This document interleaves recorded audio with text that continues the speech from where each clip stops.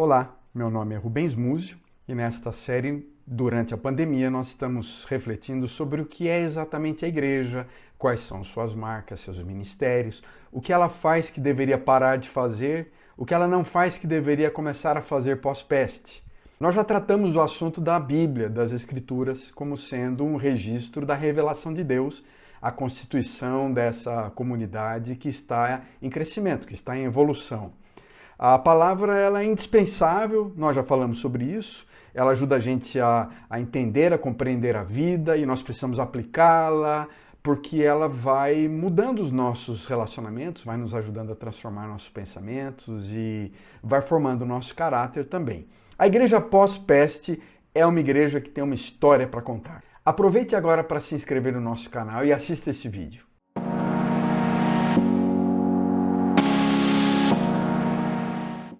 Nós devemos recordar aquela assertiva do indiano Mahatma Gandhi: o vosso Cristo eu aceito, o que eu não suporto é o vosso cristianismo. E também nas obras do Dargan, na obra clássica sobre a história da pregação, desde o ano 70 ao ano 1900, ele escreve que o declínio da vida espiritual é geralmente acompanhado de uma comunicação, de uma pregação infrutífera, formal, sem vida. E isso é parcialmente a causa e o efeito. E na verdade, eu acho que essa é uma questão muito forte no Novo Testamento. Você percebe, por exemplo, textos que falam que virá tempos em que muitos não suportarão a sã doutrina, tendo um grande desejo de ouvir coisas agradáveis apenas, se ajuntarão ao redor de mestres com seus próprios desejos e se desviarão os ouvidos da verdade e se voltarão a fábulas.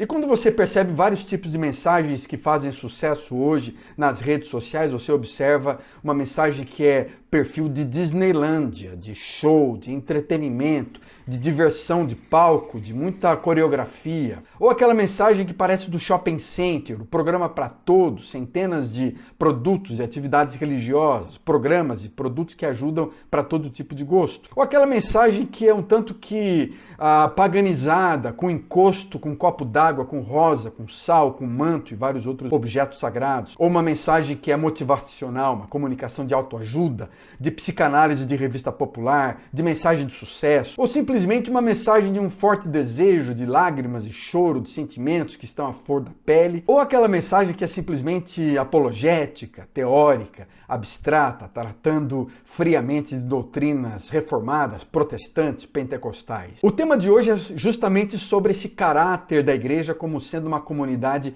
que proclama, que comunica. E ela tem uma proclamação. A palavra do Novo Testamento para isso é querigma, né? Pregue a palavra, comunique essa palavra, seja preparado a tempo e fora de tempo para comunicar essa palavra. A proclamação autêntica do Evangelho é uma marca indispensável para uma igreja, para uma comunidade saudável. Agora, será que a comunicação é tão importante assim, especialmente nesse mundo moderno que desvaloriza o discurso? As palavras estão sendo desvalorizadas em detrimento daquilo que é mais sensorial, visual, sentimental, experiencial, subjetivo, musical. Será que as palavras são fracas demais agora para comunicar essa verdade divina? E a proclamação às vezes parece realmente uma arma frágil. Essa comunicação, às vezes, seja escrita, seja através da voz, do sopro de ar, da vibração das cordas vocais que tremem, vão enchendo a atmosfera. Parece que elas estão se desaparecendo, ela não tem importância. Mas nós não podemos esquecer da importância da proclamação.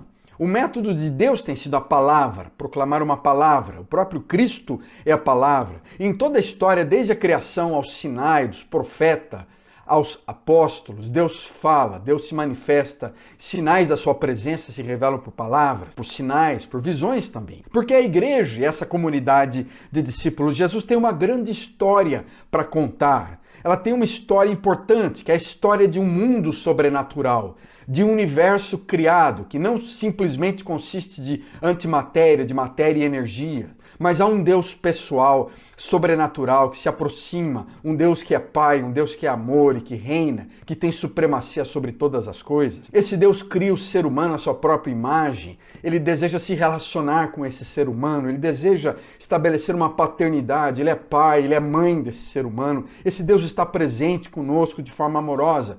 Ele nos recebe como filhos e filhas adotivas. Há uma relação de reciprocidade. O homem tem a própria essência de Deus dentro de si. Esse ser humano, esse indivíduo, esse filho e filha, coletivamente, individualmente, ele abandona, ele se afasta de Deus com frequência. Ele quebra essa relação.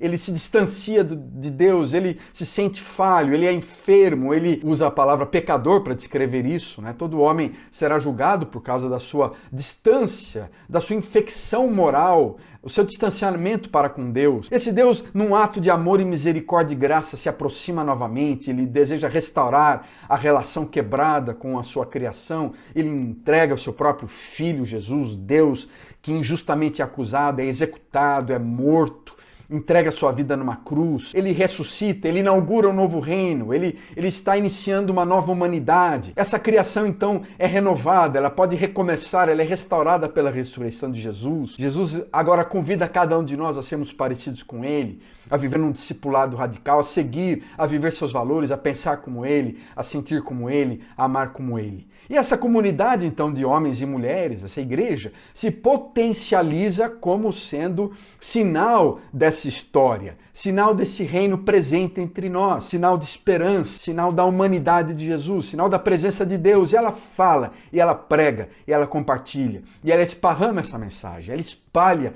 essa mensagem dos valores do reino, que ajudam a gente a compreender o propósito de Deus para cada um de nós, propósito de Deus para a humanidade, propósito de Deus para a história, o propósito de Deus para a sociedade. E nós temos que refletir sobre eles nesse tempo de pandemia e pós-peste, porque eles precisam ser claramente comunicados e apresentados em modelos de discipulados que frequentemente não estão sendo falados nas nossas igrejas. Os períodos de decadência na história da igreja são períodos em que essa comunicação clara da história do evangelho está em declínio. E essa história acaba sendo negligenciada por coisas secundárias. Nós precisamos de uma renovação dessa comunicação, a renovação da proclamação dessa história verdadeira. A reforma na Alemanha com Martinho Lutero, lá no século XVI, ele fala que a pregação foi fundamental. Não foi a intriga política, a polarização política, nem o poder da espada que estabeleceu a reforma na Alemanha. Lutero, inclusive, diz o seguinte: eu simplesmente ensinei, preguei essa palavra e não fiz mais nada.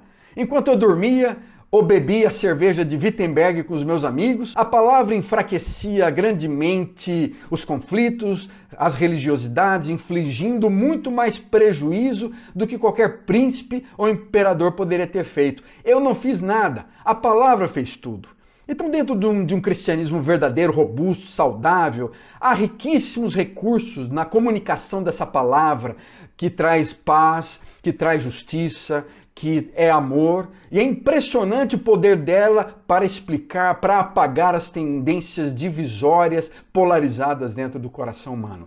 E ela pode tratar muitos dos conflitos que nós estamos encontrando nas religiões hoje, na opressão, na violência, no terrorismo. Comuniquem essa palavra. Qual é a essência dessa palavra? Qual é o conteúdo, a proclamação dessa mensagem? É o próprio Jesus Cristo. Proclamamos Jesus. Essa é a dimensão querigmática, essa é a dimensão proclamadora do Novo Testamento.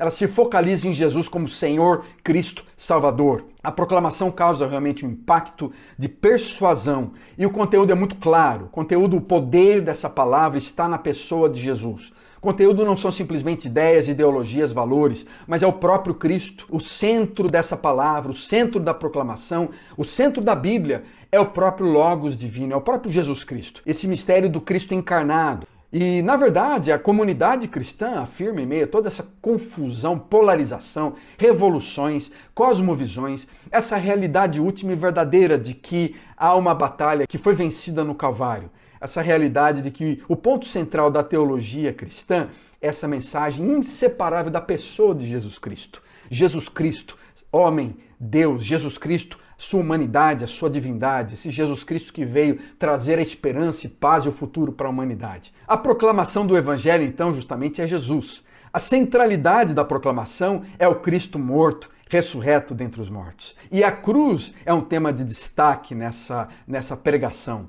A cristologia, na verdade, desempenha um papel decisivo na nossa reflexão evangélica. Esse cristocentrismo é importante para trazer coerência intelectual, moral, experiencial, coerência no nosso evangelismo, coerência na nossa espiritualidade. A questão realmente de quem é Jesus Cristo é determinante hoje para o empreendimento, para a vitalidade, para o futuro da igreja pós-pandemia. Jesus é o único caminho, é a verdade, é a vida. A pregação de Jesus não se resume apenas no domínio dele na vida dos crentes, mandar as pessoas para o céu como se recebesse um e-ticket para um busão celestial, mas é um impacto sociopolítico, tem proporções cósmicas, tem proporções universais. A mensagem de Cristo, Senhor, é indispensável hoje para a gente aprender a lidar com o universalismo, com o humanismo, com o agnosticismo, com o maniqueísmo, com esse hiperconsumismo e com vários outros ismos do mundo moderno. Nós precisamos olhar para Jesus Cristo. É interessante que durante o reinado de Hitler, no período do nazismo na Alemanha, alguns anos antes, a igreja se reuniu, uma parte da igreja estava preocupada com essa influência do nazismo sobre a comunidade e o medo dela ser completamente seduzida pelo nazismo, e eles afirmaram, alguns anos antes do início da Segunda Guerra Mundial, Jesus Cristo como sendo a palavra de Deus. Nós devemos ouvir e obedecer a sua vida e a sua morte. E a igreja cristã é essa congregação de homens e mulheres na qual Jesus Cristo age presencialmente como Senhor em palavras e sacramentos através do Espírito Santo. E essa comunidade é testemunho num mundo pecaminoso. Ela proclama a vida de Jesus Cristo. E durante o nazismo, nós sabemos que milhares e milhares de cristãos e líderes foram também aprisionados e mortos na Alemanha. E nós temos que lembrar isso, que a igreja tem que proclamar Jesus. A igreja não é um movimento imperialista, político, de cruzada nacional, de polarização partidária, para fazer o Brasil um país cristão, de tomar conta da história, de controlar a política, de controlar a economia. A igreja é muito mais do que isso. É uma comunidade de discípulos de Jesus. Dietrich Bonhoeffer, que foi um teólogo, pastor, espião durante a Segunda Guerra Mundial, enforcado, inclusive, alguns dias antes do final da Segunda Guerra, ele costumava dizer que os cristãos se juntaram como urubus ao redor da carniça da graça barata e beberam o veneno que matou o discipulado de Cristo. Falta esse tipo de pregação hoje. Falta essa comunicação de um discipulado radical, que pode levar até ao sofrimento e à morte do discípulo. Essa pregação de um homem, de uma mulher que confiam, que proclamam a morte de Jesus, a ressurreição e o poder de Cristo, que leva à apreciação da vida, dos valores de Jesus, que confronta as necessidades de um mundo com o perdão do Evangelho, com o perdão da cruz, com a aceitação, com a dádiva da salvação eterna em Cristo Jesus.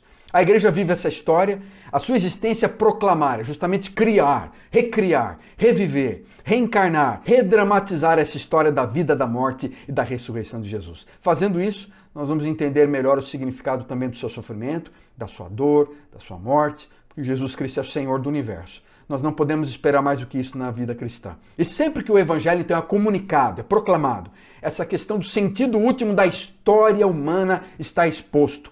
Cristo precisa se tornar a chave para nós entendermos o nosso país nessa pandemia e para entender a história pós-pandemia e para onde devemos ir pós-pandemia. O sucesso da igreja não se encontra nos projetos sociais, nos nossos prédios construídos, no nosso dinheiro, no banco, nos programas e projetos ministeriais, nem no crescimento, nem no desenvolvimento ministerial, nem no planejamento estratégico, nem no trabalho duro. É ilusão achar que a história do desenvolvimento da igreja, a saúde da igreja está nesse sucesso material. O Evangelho nos chama de volta a essa verdadeira chave, esse segredo da história, que é Jesus. O sucesso não está nos resultados, no processo, nas estruturas, mas nessa história. A história brasileira encontrará o significado que Deus deu a ela na pessoa de Jesus Cristo. Não há nada mais crucial, mais decisivo do que a história de Cristo. Concluindo, essa proclamação de que Jesus é Senhor, ela é eficaz quando ela é exposta com clareza, quando nós olhamos para os textos e nós comunicamos os valores, os propósitos de Deus, do Evangelho de forma clara,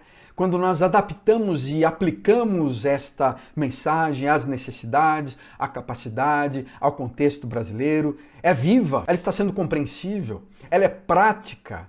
e quando nós compartilhamos com o coração cheio do amor, da graça e do fogo e da presença do Espírito de Deus, com paixão e com entusiasmo. E, portanto, então podemos responder àquela assertiva do Mahatma Gandhi: o vosso Cristo eu aceito, o que não suporta é o vosso cristianismo. E por isso nós precisamos pregar, viver, compartilhar e exercer um estilo de vida cristã que realmente seja semelhante a Jesus. O mundo está para ver o que Deus pode fazer através de uma comunidade que proclama, que vive o Evangelho. Isso é somente possível através de uma igreja que, apesar da sua dor e sofrimento, falência, ela está profundamente dominada, está sendo constantemente mudada pela vida, morte e ressurreição de Jesus. E ela comunica, e ela revive, ela redramatiza a vida, a morte e ressurreição, e ela revive os principais atos de uma peça viva que tem capítulos bem definidos.